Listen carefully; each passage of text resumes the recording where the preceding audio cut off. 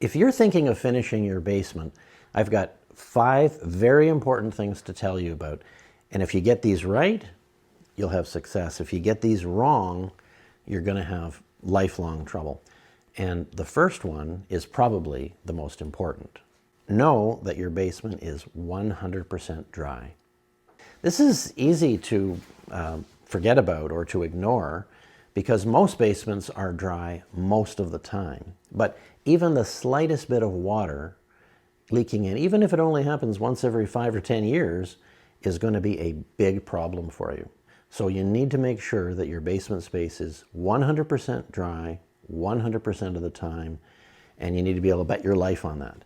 And the only way to know that information is to give yourself some time to make sure that moisture does not come into your basement at any time. Do not finish your basement if there's any doubt about its dryness. Number 2, know that basement finishing tradition is rarely the best way to go about things.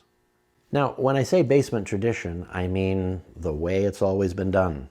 The construction and renovation business is very slow to change, the most resistant to innovation of many industries, and basements really weren't finished in anything like a consistent way until after the Second World War. And at that time, we had far fewer building products and options than we do now, so people just made those walls the same way they'd make an above ground wall, with wood studs and fiber-based insulation, and all of these things should never be used in a basement. And they still are, even today. There are many professionals who finish basements in an old school kind of way. And it's going to look great at first. Of course it's going to look great. The issue is, how is it going to age over time? And especially in terms of moisture, because even a basement that doesn't have liquid water coming in, you need to make allowances for the possibility that that might happen. Or maybe not liquid water, but water vapor. That's another issue too. Stud frame walls in a basement are definitely a no-no in my book. I cover this in great detail in my online basement finishing course for people who want to finish their basement optimally. But you need to look at innovations, because there are some tremendous innovations available now when it comes to finishing basements. Number 3, know that basement finishing is the ideal big DIY project. Now, why would I say something like that? Well, I mean, first of all, finishing a basement is a big job. If you do it on your own, and many people do, it's going to take you months and months of evenings and weekends to get that done. But it's the kind of project that you don't have to complete by a certain time, because it's not outside. It's already dried in. There's no issues with weather or deterioration of building materials or anything. So it's perfect for when you want to diligently and in a disciplined way plug away at the project. You can save a tremendous amount of money doing the work yourself.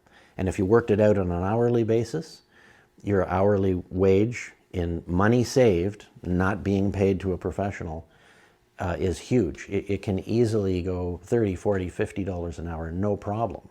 So it's a perfect project for a serious DIY work. Number 4, know that foam is part of the best finished basements. Now, when I talk about foam, I'm talking about the whole range of foam options, and that would be rigid foam insulation boards and spray foam. There are situations in a basement that cannot be finished properly and reliably and durably with fiber-based insulation. One is what's called the rim joist area.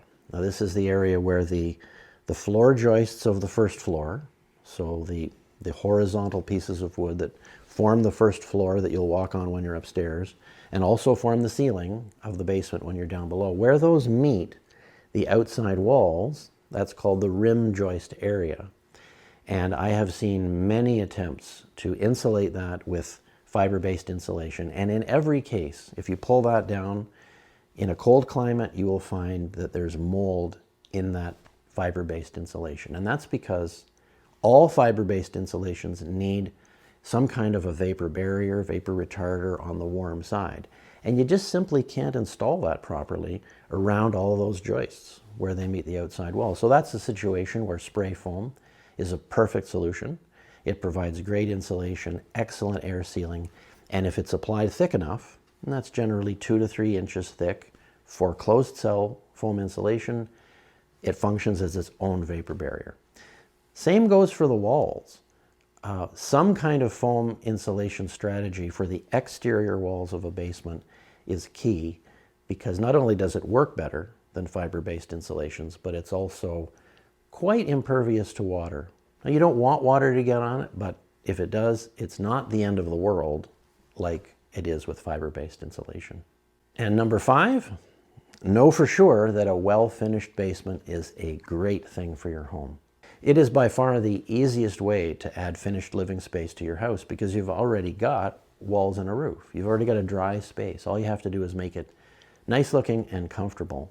And if you have a 1-story house now and you finish most of that basement, you're basically almost doubling the square footage of your home.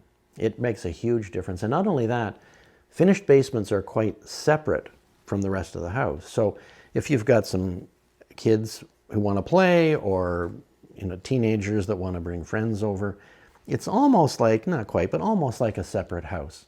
So having that basement it's a huge thing. It does increase resale value in a big way. If you configure your basement properly, you can rent it out as a second suite, have some tenant help you pay the mortgage, and there's all kinds of options. And that's why I'm a big fan of finishing basements, but only if it's done correctly.